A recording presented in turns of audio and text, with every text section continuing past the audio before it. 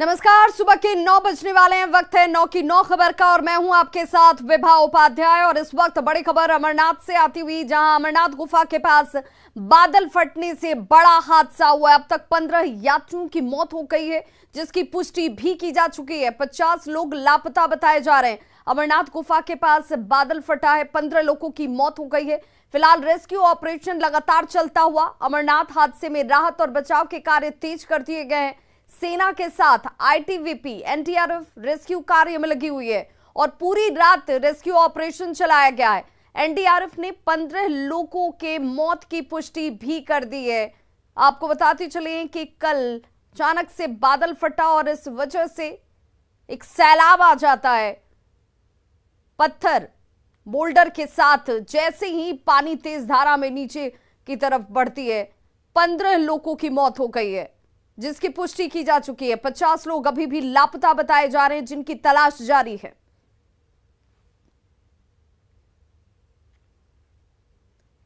तो अमरनाथ गुफा के पास बादल फटने से हुए हादसे के बाद राहत और बचाव के कार्य तेजी से किए जा रहे हैं। आईटीबीपी के जवान भी शनिवार तड़के से ही राहत के इस कार्य में जुटे हुए हैं। आपके टीवी स्क्रीन पर इस अमरनाथ यात्रा में आसमानी आफत जो आई है, उसके बाद लगातार कैसे रेस्क्यू ऑपरेशन किया जा रहा है, उसकी तस्वीरें, इन 6 तस्वीरों के जरिए आप इस वक्त उन राहत कार्यों को देख सकते हैं। और क्या हालात इस वक्त अमरनाथ गुफा के पास 15 लोगों की मौत हो गई है। सूत्रों के अनुसार अभी भी करीब 50 लोग लापता बताए जा रहे हैं। सेना की तरफ से कहा गया है कि राहत और बचाव का कार्य किया जा रहा है। 6 टीमें इस कार्य में जुटी हुई हैं। खोजी डॉग स्क्वाड की 2 टीमें भी रेस्क्यू मिशन में लगाई गई हैं। उपराज्यपाल मनोज सिन्हा खुद पल पल की जानकारी ले रहे हैं।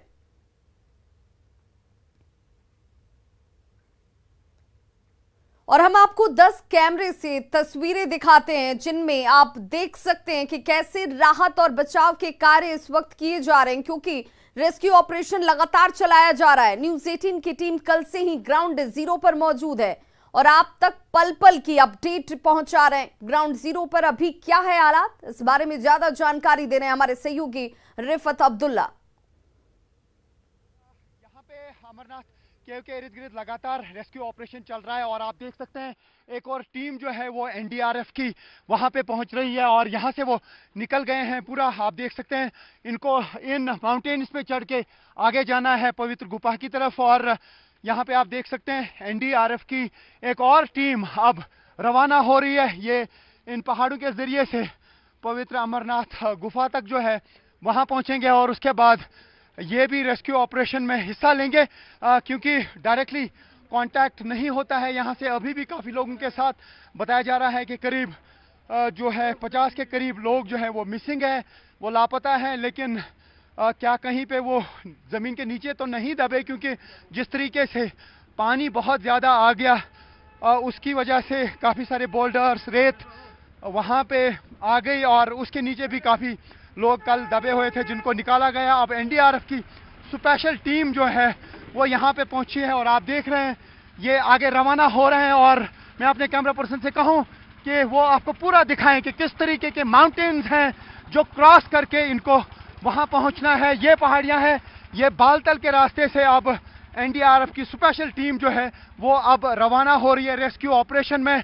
और अभी जो यहाँ से पल पल की खबर है इस ऑपरेशन से मुतल्लिक वो हम आप तक पहुँचाएंगे। 15 के करीब लोगों की मौत हुई है यात्रियों की और 40 के करीब जो है वो लोग जख्मी हो गए थे और काफ़ी लोग मिसिंग हैं। और ये एनडीआरएफ की टीम अब वहाँ की तरफ रवाना हो रही है। वहाँ पे already NDRF, SDRF, Jammu and Kashmir police, army, CRPF, ITBP और बाकी जो पैरामिलिट्री फोर्सेस हैं वो वहाँ पे लगातार ऑपरेशन कर रहे हैं। तो अभी बालतल से एक और स्पेशल टीम जो है वो रवाना हुई है और वो वहाँ पे रेस्क्यू ऑपरेशन में हिस्सा लेंगे। कैमरामैन शफी और मुश्ताक के साथ रिफत अब्दुल्ला, न्यूज़ 18 इंडिया, बालतल। तो सेना की तरफ से पूरी रात ये रेस्क्यू ऑपरेशन चलाया गया है। न्यूज़ 18 संवाददाता रिफत अब्दुल्ला ने दर्शन कर लौट रहे यात्रियों से जानने की कोशिश की कि वहां हालात क्या हैं। तकरीबन 4:15 बजे हैं। इस वक्त हम बालतल बेस कैंप में हैं और बारिश हो रही है, जैसा कि आप देख सकते हैं। यात्री लगातार ऊपर से वापस आ रहे हैं। अभी आप बताइए कि आपका नाम क्या है? राजेश पाटिल। कहाँ से आए हैं? महाराष्ट्र से। तो दर्शन होके आप वापस आ रहे हैं। तो जो कल हालात हुए वहाँ पे, उसके बाद क्या कुछ वहाँ पे आप हुआ और क्या कुछ आपने देखा? और दर्शन हो गए तो हम उसके सामने थे बिल्कुल। हाँ। तो मेरे सामने वो स्पीड से ऊपर से ढाल गिर गई थी। अच्छा, मतलब जो बादल फटे आप वहीं पे थे उस टाइम? बादल नहीं फटे, वो ढाल गिर गई थी बाहर। नहीं, जो बाढ़ पानी आ गया, क्योंकि बादल फटने के बाद ही पानी आ गया। बादल फटने के बाद ही पानी आ गया था पूरा। तो उस टाइम आप वहाँ पे थे, क्या हालात थे पूरा बताइए हमको। पूरा उधर का हालत पूरा बेकार था। सब लोग टेंट 25-30 टेंट भर गए थे और एक लंगर भर गए थे। और आर्मी वाले बहुत हेल्प कर रहे थे हमारा। आप बताइए क्या कुछ देखा आपने अपनी आंखों से? वहाँ से हम पहले दर्शन के अंदर थे, गुफा में थे। उधर से देखा तो बहुत बड़ी बाढ़ आ रही थी। उसमें से पूरा वो टेंट और भंडारा रहता है, वो पूरा टेंट उसके साथ नीचे गया। पूरा टेंट जो है वो बह गए उसी के साथ? बह गया सब पूरा। तो और क्या कुछ देखा आपने? फिर कैसे आ गए आप? किन हालात में आ गए? फिर लाश भी देखी थी हमने। हाँ, 4-5 लाशें भी लाश भी ले देखी थी। अरे ये जो मनाजिर हैं, ये जो इन्होंने वहाँ पे जो आपदा आई, जो वहाँ पे पानी आया, क्योंकि आगे से क्लाउड बर्स्ट हो गया, उसके बाद एकदम से पानी आ गया और उसमें एकदम से काफी सारे टेंट जो है वो बह गए, उसी की वजह से जानी नुकसान हुआ। वहीं बात पटना की करें तो शास्त्री नगर थाना क्षेत्र के दुर्गा आश्रम गली में प्रेमी ने प्रेमिका को गोली मारने के बाद खुद को गोली मार ली। मौके पर पहुंची पुलिस ने दोनों को आनन फानन में अस्पताल पहुंचाया, जहां दोनों की हालत गंभीर बनी हुई है। पुलिस अब इस पूरे मामले की जांच में जुट गई है और कहा जा रहा है कि युवक के घर के सामने ही युवती का घर है। शुक्रवार की रात दोनों के बीच किसी बात को लेकर तकरार होती है और सनकी प्रेमी ने अपनी प्रेमिका को गोली मार दी और फिर बाद में खुद को भी गोली मार ली।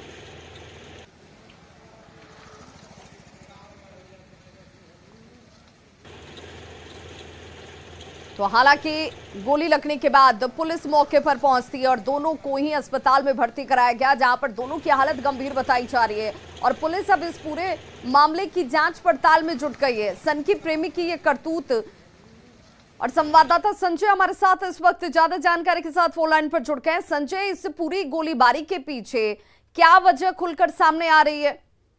देखिए विभाग, पुलिस सोर्सेज से जो मेरी बातचीत हुई है, उनका ये कहना है कि दोनों के बीच प्रेम प्रसंग का मामला कई दिनों से चल रहा था और हाल के दिनों में दोनों के बीच तकरार हो गई थी। जो प्रेमी है नवादा का रहने वाला बताया जा रहा है, 32 साल इसकी उम्र बताई जा रही है, गोपाल कुमार। और इसकी प्रेमिका जो है वो नवादा की रहने वाली है, कौआकोल थाना क्षेत्र की है। और हाल के दिनों में दोनों के बीच तकरार होने की वजह से बातचीत कम हो गई थी और इसके बाद जो सनकी प्रेमी है उसने आत्मघाती कदम उठा लिया। उसने पहले से ही योजना बनाई थी कि वो मर्डर कर देगा अपनी प्रेमिका का और उसके बाद खुद को भी गोली मार लेगा और सुसाइड कर लेगा। और इसी मकसद से उसने पिस्टल लाया था और उसके बाद दोनों रात में छत पर थे। वो अपने बगल, ठीक बगल का मकान है और उसके बाद उसने सबसे पहले प्रेमिका को गोली मारी। वो छटपटाने लगी और थोड़ी देर के बाद वो शांत पड़ गई, तो उसे ऐसा लगा कि वो मौत की नींद सो गई है। उसके बाद उसने खुद को भी गोली मार ली। इसके बाद जब लगातार 2 फायरिंग की आवाज हुई, इलाके के लोग दौड़े, परिजन दौड़े। उसके बाद आनंद थाने में पुलिस को सूचना दी गई। उसके बाद पुलिस पहुंची और दोनों को IGIMS लेकर गई। फिलहाल पुलिस प्रेम प्रसंग का मामला मानकर चल रही है। सभी चीजों और सभी पहलुओं पर पुलिस जांच कर रही है, लेकिन निश्चित तौर पर एक सनसनीखेज वारदात राजधानी पटना में सनकी प्रेमी ने अपनी ही प्रेमिका को गोली मारने के बाद खुदकुशी की नीयत से खुद को गोली मार ली। जी विवाह। चलिए, बहुत बहुत शुक्रिया संजय इस तमाम जानकारी के लिए। और अगली खबर झारखंड के रांची से, जहां एक अर्धनिर्मित घर से पुलिस ने युवती के जले हुए शव को बरामद किया है। नरकोपी थाना क्षेत्र के गुमला भरनो प्रखंड के वनटोली आश्रम से सटे चट्टी रोड पर मठ पहाड़ के पास की यह घटना है और बताया जाता है कि दुष्कर्म के बाद पत्थर से कूचकर युवती की हत्या कर दी गई। साथ ही शव की पहचान मिटाने के लिए आग भी लगा दिया गया। मौके से पेट्रोल की शीशी और शराब की बोतल जब्त की गई है और वारदात में शामिल आरोपियों की पहचान में फिलहाल पुलिस जुटी हुई है। तो रांची से बड़ी खबर, जहां पर युवती का जला हुआ शव बरामद किया गया है और बताया जा रहा है कि पहले पत्थर से कूचकर हत्या की गई और उसके बाद साक्ष्य को मिटाने के लिए, पहचान मिटाने के लिए उसे आग भी लगा दी जाती है। हालांकि यह भी अंदेशा जाहिर किया जा रहा है कि पहले युवती के साथ दुष्कर्म किया गया और उसके बाद उसकी हत्या को अंजाम दिया गया। हालांकि मृतक की पहचान अभी तक नहीं हो पाई है। कोशिश यही की जा रही है कि उसकी पहचान की जा सके मौके से पेट्रोल और शराब की बोतल बरामद किया गया है और आरोपी कौन है उनकी तलाश भी इस वक्त शुरू कर दी गई है। और संवाददाता सुनील हमारे साथ इस वक्त ज्यादा जानकारी के साथ वो लाइन पर जुड़ गए हैं। सुनील, क्या जानकारी पुलिस की जांच में, क्या इस युवती के संबंध में कोई जानकारी मिल पाई है? ये कौन है? जी, अभी तक तो कुछ जानकारी नहीं मिल पाई है और ये कल की ही घटना है। और जो घटना स्थल है नरकोपी, मांडोर और बेड़ो थाना का वो सीमांत इलाका, तीनों थाना की पुलिस इस मामले की जांच कर रही है, लेकिन अभी तक कुछ पता नहीं चल पाया है। जी, आसपास के इलाके के बारे में जरा बताइए, क्या यहाँ पर सीसीटीवी कैमरेज हैं आसपास में जिसके जरिए आवाजाही किन लोगों की हुई, मौत कब हुई है, इसे लेकर कोई जानकारी मिल पा रही हो? नहीं, ऐसा वो पूरा सुनसान इलाका है जहाँ पर ये शव मिला है। ये पूरी तरीके से सुनसान इलाका है और कुछ लोग उधर उस इलाके में शौच के लिए गए थे और उन्हीं लोगों ने ये बॉडी को देखा, फिर एक स्थानीय पत्रकार को इसकी जानकारी दी थी। इसके बाद पुलिस को जानकारी दी गई है। जी, चलिए, बहुत बहुत शुक्रिया सुनील इस जानकारी के लिए। बाढ़ में मरीज को लाने जा रही एम्बुलेंस में अचानक से आग लग गई और आग देखते ही देखते बेकाबू हो जाती है। घटना सकसोहरा थाना के कैमा गांव की है। आग एम्बुलेंस के पहिए में लगनी शुरू हुई और कुछ देर के बाद इसने विकराल रूप ले लिया। और देखिए, तस्वीरें आपके सामने हैं, कैसे पहिए में पहले आग लगती है और उसके बाद पूरी गाड़ी ही आग की चपेट में आ गई। हालांकि मौके पर जो लोग थे उन लोगों की तरफ से इसे बुझाने का प्रयास किया गया। राहत ये रही कि वक्त रहते इस गाड़ी को धक्का मारकर किनारे गिराया गया ताकि किसी और गाड़ी तक ये आग न पहुंचे। ड्राइवर समय रहते एम्बुलेंस से बाहर निकल पाया। घटना के कारण क्या रहे इसका खुलासा अभी तक नहीं हुआ है। कुम्हौड़ा गांव से आ रहे थे। कुम्हौड़ा गांव से कहाँ कैमा आ रहे थे? जी, इस बच में क्या कैसे जैसे हम आ रहे थे रास्ता में एगो गड्ढा मिला और गड्ढा का उसमें जो अथी था, कुछ नवारी पवारी था, पवार था, उसे मतलब देखे नहीं होता, उसमें चल गया चक्का एगो, अथवा हल्का सा मैंने कि स्लिप मारा, उसमें अपना मैं चिंगारी मार दिया। बड़ी खबर सीवान से आ रही है, जहां एक निजी क्लिनिक में घायल युवक की मौत के बाद परिजनों ने जमकर बवाल काटा है। महादेवा ओपी थाना क्षेत्र के पकड़ी मोड़ स्थित अमोनस अस्पताल में युवक को घायल अवस्था में भर्ती कराया गया, जहां उसकी मौत हो गई। युवक सड़क दुर्घटना में घायल हुआ था। डॉक्टरों ने गंभीर स्थिति को देखते हुए युवक को पीएमसीएच रेफर कर दिया, लेकिन तभी युवक की मौत हो जाती है। फिलहाल पूरे मामले की जांच में पुलिस जुटी हुई है।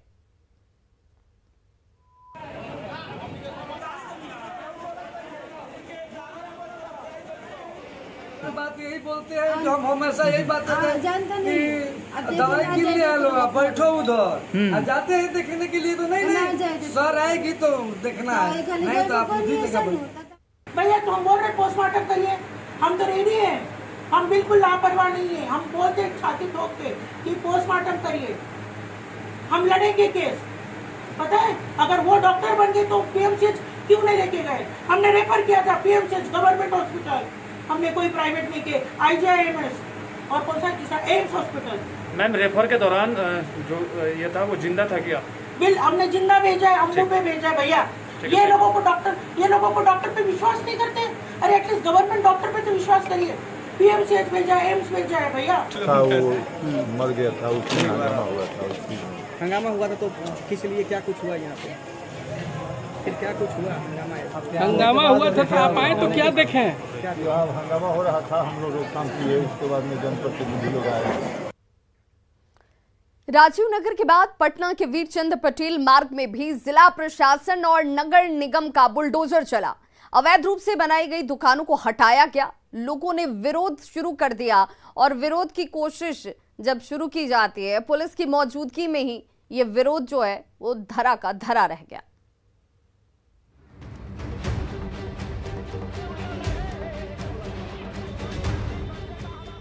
योगी के यूपी से चले बुलडोजर ने बिहार में फुल रफ्तार पकड़ ली है। पटना के राजीव नगर की कार्रवाई तो आपको याद ही होगी। 2 दिनों के अंदर 40 एकड़ जमीन पर बने 70 अवैध निर्माण को जमींदोज कर दिया गया।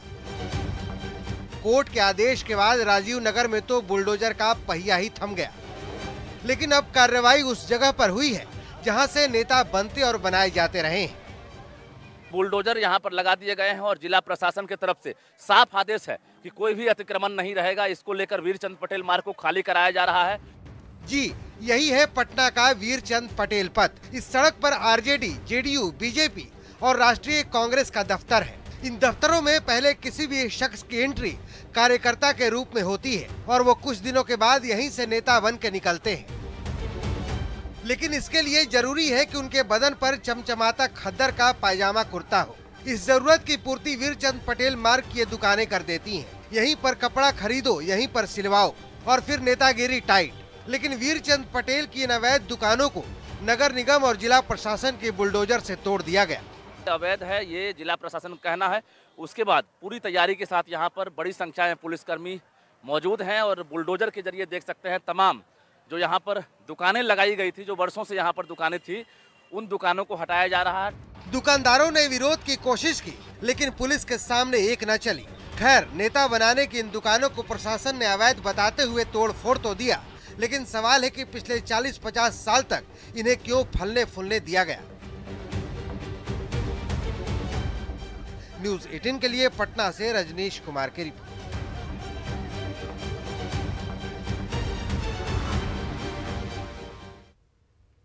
सिवान में ऑनलाइन फ्रॉड और साइबर क्राइम करने वालों की अब खैर नहीं है। सिवान एसपी ने पुलिस लाइन केंद्र में साइबर सेल यूनिट का गठन किया। इसमें एक इंस्पेक्टर रैंक के अधिकारी सहित तमाम साइबर सेल से जुड़े पुलिस कर्मियों की मौजूदगी रहेगी। साइबर से जुड़ी केस का निष्पादन साइबर सेल यूनिट की तरफ से किया जाएगा। आपको बता दें कि जिले में इन दिनों साइबर क्राइम लगातार बढ़ रहे हैं और एसपी की तरफ से एक नंबर भी जारी किया गया जिस पर कोई भी 24 घंटे शिकायत दर्ज करा सकता है। सिवान में किसी के साथ फ्रॉड न हो, इसको लेकर सिवान पुलिस अलर्ट मोड में आ गई है। आप देख सकते हैं कार्यालय का उद्घाटन होगा। सिवान के एसपी ने यहाँ कार्यालय का उद्घाटन किया। हम जानने की कोशिश करेंगे कि किस तरह जो पहले लोगों को उपभोक्ता को परेशानी होती थी तो किस तरह त्वरित कार्रवाई की जाएगी इसमें। नहीं, पहले जो ऑनलाइन फ्रॉड की घटनाएं होती थी तो आम नागरिक को कोई एसपी जगह नहीं मिलता था कि जहाँ जाके वो अपना कंप्लेन कर सके। हालांकि सीसीएस समूह पहले से कार्यरत है लेकिन उस तरह से व्यवस्थित नहीं था, उसको पुनः व्यवस्थित किया गया है और जो भी इसमें आवश्यकताएं हैं, इंफ्रास्ट्रक्चर है, सारा इंफ्रास्ट्रक्चर इस्टेब्लिश कर दिया गया है। और आम नागरिक के लिए एक व्हाट्सअप नंबर भी हम आप लोगों के माध्यम से प्रचारित कर रहे हैं कि एक व्हाट्सअप नंबर भी आ गया है और यहाँ लैंडलाइन की भी सुविधा उपलब्ध हो गई। कोई भी व्यक्ति जो इस तरह के ऑनलाइन फ्रॉड से पीड़ित हो वह लैंडलाइन से या व्हाट्सएप के माध्यम से सीधे सूचना दे सकता है। तो ये पूरा ऑफिस है और साफ तौर पे सिवान के जो एसपी महोदय उनका कहना है कि पहले जो समस्याएं आती थी, लोग चक्कर लगाने पड़ते थे, समय किल होता, तो अब यहाँ सीधे आएंगे अपना कंप्लेन दर्ज कराएंगे। यानी इस तरह से साइबर से न हो, लोग फ्रॉड न हो, इसके लिए सिवान पुलिस पूरी तरह से अलर्ट मोड में आ गई है। मृत्युंजय कुमार सिंह, न्यूज़ 18 सिवान। राजधानी रांची में भगवान जगन्नाथ की पूजा भक्तिभाव और श्रद्धा के साथ की जा रही है। कल 10 जुलाई को भगवान जगन्नाथ की घुड़ती रथ यात्रा निकलेगी। घुड़ती रथ यात्रा मौसीबाड़ी से मुख्य मंदिर तक जाएगी। आज सुबह से ही मौसीबाड़ी के बाहर भगवान के दर्शन के लिए भारी भीड़ उमड़ी हुई है। घुड़ती रथ यात्रा के एक दिन पहले भगवान जगन्नाथ, भाई बलभद्र और बहन सुभद्रा की विशेष पूजा कर उन्हें भोग चढ़ाया जाता है। रांची के मौसीबाड़ी से ज्यादा जानकारी दे रहे हैं न्यूज़ 18 संवाददाता संजय कुमार सिन्हा। राजधानी रांची के जगन्नाथपुर मंदिर में 10 जुलाई यानी कल भगवान की घुड़ती मेला निकलेगी। भगवान इस समय मौसीबाड़ी में हैं और हम इस समय राजधानी रांची के मौसीबाड़ी में जहाँ आप देख सकते हैं कि सुबह से किस तरह भक्तों की भीड़ जो है भगवान के दर्शन के लिए उमड़ी है। भगवान इस समय अपने भाई बलभद्र और बहन सुभद्रा के साथ मौसीबाड़ी में विराजमान है। कल पूरे कह सकते हैं कि प्रतिष्ठा के साथ और एक तरीके से ऐतिहासिक घुड़ती मेला निकलेगी और देख रहे हैं कि सुबह का वक्त है और काफी संख्या में श्रद्धालु जो है पूजा करने के लिए यहाँ पर मंदिर में उमड़े हुए हैं। लंबी कतार है, जहाँ तक आपकी नजरें जाएगी मेला में सिर्फ श्रद्धालु ही श्रद्धालु इस समय नजर आएंगे। हमारे साथ यहाँ पर पंडित जी, हम उनसे बात करेंगे कि पंडित जी कल घुड़ती मेला है तो कितने बजे आज पूजा का विधान क्या रहेगा? आज जो सुबह का पूजा का विधान है वो नॉर्मल रूटीन जो होता है, सुबह 5 बजे मंदिर खुली, श्रृंगार हुआ भगवान का, 6 बजे आरती हुई, जगन्नाष्टकम और द्वादश अध्याय का पाठ हुआ, 6:30 बजे से सभी श्रद्धालुओं के लिए जो भी प्रसाद चढ़ाना चाहते हैं, पूजा पाठ करना है, खोल दिया गया। आज का भोग जो है बहुत महत्वपूर्ण माना जाता है, भोग में क्या चढ़ेगा भगवान को? भगवान को खिचड़ी और खीर का और सब्जी का भोग लगता है। ये साल ऐसे तो हम लोग साल में एक दिन छोड़ करके प्रत्येक दिन दोपहर 12 बजे हम लोग भगवान का अन्न भोग लगाते हैं, लेकिन साल में एक दिन आषाढ़ शुक्ल दशमी को अन्न भोग जो है वो संध्या में लगती है। कल घूर्ती मेला है, वो कल कितने बजे निकलेगी? कल वही 4 बजे के आसपास, हाँ जी, शाम में, संध्या में। तो भगवान की घूर्ती मेला में एक बार फिर भक्तों की भीड़ उमड़ेगी नए रथ को खींचने के लिए। कई श्रद्धालु हमारे साथ हैं। आज सुबह जो मौसीबाड़ी में भगवान हैं, क्या कामना लेकर पहुंची? भगवान सब पूरा दुनिया को अच्छा रखे, स्वस्थ रखे और कोरोना मुक्त रहे, यही मेरी प्रार्थना है, सब अच्छे रहें। आप देख रहे हैं कि इस समय राजधानी में हल्की बारिश हो रही है। कहा भी जाता है कि भगवान जगन्नाथ जो हैं समृद्धि के प्रतीक हैं, सबकी सुनने वाले हैं। और जिस बार जब घूर्ती रथ मेला निकलती है या भगवान जगन्नाथ की रथ यात्रा मुख्य मंदिर से मौसीबाड़ी पहुंचती है, अगर बारिश होती है तो माना जाता है कि प्रदेश में फसल अच्छी होगी। और यहाँ कई लोग हमारे साथ हैं, आप यहाँ पहुँची हैं, तो क्या सुबह सुबह जो भक्ति का जो नज़ारा है कैसा लग रहा है? बहुत अच्छा लग रहा है, बहुत अच्छा फील कर रहे हैं, हल्का हल्का बारिश हो रहा है। श्रद्धा की लंबाई कितनी ज़्यादा होती है आप देख सकते हैं कि सुबह सुबह यहाँ भगवान के दर्शन के लिए लोग उमड़े हैं। कहा जाता है कि भगवान जब मौसीबाड़ी में होते हैं तो सबकी सुनते हैं, और रथ को खींचने के लिए जब भीड़ उमड़ती है तो कहा जाता है कि जिसने भी रथ को खींचने वाली रस्सी छू ली, भगवान उसकी मनोकामना को पूरी करते हैं। लिहाजा जो लोग रथ की रस्सी को नहीं छू पाए, सीधे मौसीबाड़ी में भगवान के दर्शन के लिए पहुंचे हैं। जाहिर है कि जैसे जैसे दिन चढ़ेगा भीड़ जो है, भक्तों की भीड़ यहाँ बढ़ती जाएगी और कल जो नज़ारा होगा ऐतिहासिक होगा। संजय कुमार सिन्हा, न्यूज़ 18 रांची। तो खबरों का सिलसिला लगातार जारी, आप देखते रहिए न्यूज़ 18 बिहार झारखंड। यहाँ खबरों का सिलसिला कभी नहीं थमता।